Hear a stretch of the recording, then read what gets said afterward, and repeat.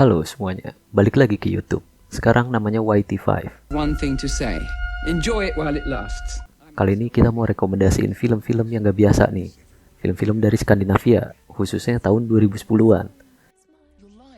Mungkin kalian udah ada yang pernah nonton. Tapi kalau mau ditonton lagi, cocok sih. Atau mungkin kalian belum pernah nonton, ya harus dong nonton. Berikut rekomendasinya. Knappt klarade oss då. Pertama, ada Oslo August 31st. Film karya Joachim Trier dari Norwegia bercerita tentang Anders, seorang pecandu narkoba yang sedang memulihkan diri di klinik rehabilitasi di kota Oslo.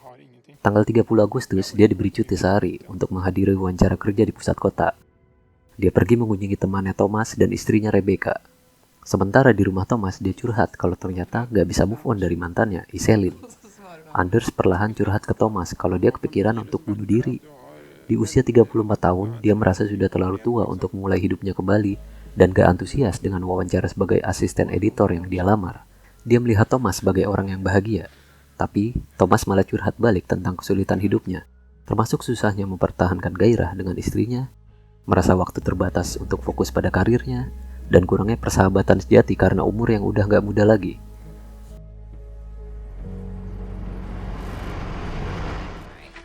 We're only there. Yang kedua, ada Melancholia. Film Denmark ini dimulai di acara pernikahan Justin dan Michael. Pesta yang dibiayai oleh kakak Justin, Claire, dan suaminya, John, berawal agak awkward karena Justin dan Michael telat datang ke pestanya dengan alasan yang agak aneh sebenarnya. Yaitu mobil limosin yang mereka pakai terlalu panjang untuk melewati tikungan, membuat jadwal acara tersebut berantakan. Justin dengan tekanan dari sana-sini mulai ragu dengan pilihannya untuk menikah, yang pada akhirnya membuatnya depresi besar. Di sela-sela pesta tersebut, Justin sempat melihat sebuah bintang yang bercahaya terang di langit, yang ternyata adalah sebuah planet yang diberi nama Melancholia, sebuah planet besar yang diramalkan akan menabrak bumi dalam waktu beberapa hari setelah pesta pernikahan Justin dan Michael. Filmnya sendiri cerita tentang depresi. Gimana coba kalau lo udah tahu bumi akan hancur sebentar lagi? Life is only on Earth. Nah, selanjutnya ada Troll Hunter, film dokumenter dari Norwegia yang bercerita tentang troll. Mungkin gak ada yang percaya kalau troll memang benar-benar ada, karena hanya ada dalam mitologi dan kisah-kisah fantasi aja. Nyatanya monster ini memang ada, dan selama ini pihak pemerintah sepertinya memang sengaja menutup-nutupi keberadaan makhluk mengerikan ini. Cuma beberapa orang aja yang mengetahui kalau troll memang ada. Salah satunya adalah Hans, pemburu troll. Awalnya Hans tak berniat mempublikasikan pekerjaannya, tapi ketika sekelompok mahasiswa memaksa untuk ikut dalam perburuannya, Hans akhirnya bersedia juga. Awalnya sekelompok mahasiswa ini bermaksud mendokumentasikan perburuan beruang di sebuah daerah terpencil di Norwegia. Setelah secara tak sengaja bertemu troll, para mahasiswa ini malah tertarik membuat liputan tentang makhluk yang tak pernah diketahui keberadaannya ini. Nah, karena ambisi ini pula mereka jadi mempertaruhkan keselamatan semua orang yang terlibat dalam perburuan ini.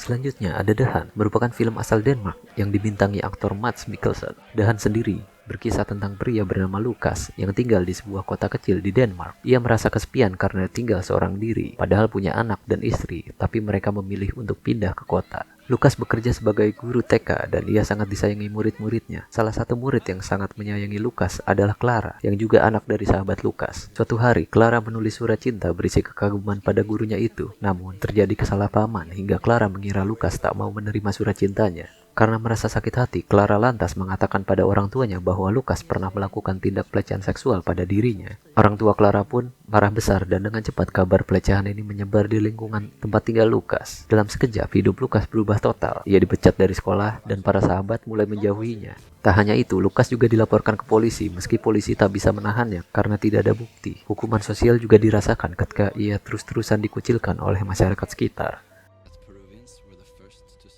Lalu yang terakhir ada Kon-Tiki. Dalam film Norwegia ini, kita akan diajak mengikuti usaha Thor Heyerdahl yang penggambaran karakternya sejak kecil sebagai orang yang gak pernah takut bahaya. Dia sendiri punya hipotesis untuk berlayar ke Polinesia pakai rakit atau getek. Jadi meskipun para ilmuwan dan berbagai macam pihak mencemooh teorinya tentang Polinesia, Thor tetap yakin sama dirinya sendiri. Nah, suatu saat Ia mendapat tantangan untuk membuktikan kebenaran teorinya dengan berlayar menuju Polinesia hanya dengan menaiki rakit. Ia menyanggupi hal tersebut. Awalnya, Thor kesulitan mencari dana dan orang-orang yang akan diajaknya berlayar. Sampai pada akhirnya Thor berhasil mendapatkan 5 orang untuk diajak mengarungi lautan dan mendapatkan pendanaan dari pemerintah Peru. Akhirnya pada 28 April 1947, Thor dan kelima rekannya mulai berlayar menempuh hampir 7.000 km hanya dengan rakit yang dibuat secara begitu tradisional seperti yang dilakukan orang-orang Tiki pada 1.500 tahun yang lalu. Di tengah laut mereka harus menghadapi berbagai macam rintangan, mulai dari kondisi cuaca yang tidak bersahabat hingga ancaman hewan buas khususnya hiu. Filmnya sendiri mirip-mirip sama Life of Pi, tapi ya bedanya kalau ini direncanain, bukan karena musibah. Nah itu dia 5 rekomendasi film Skandinavia di tahun 2010-an dari kita.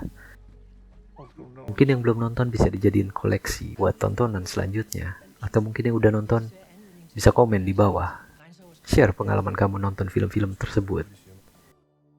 Mungkin sekian video kali ini. Jangan lupa klik subscribe, like, dan komen. Sampai jumpa di video selanjutnya.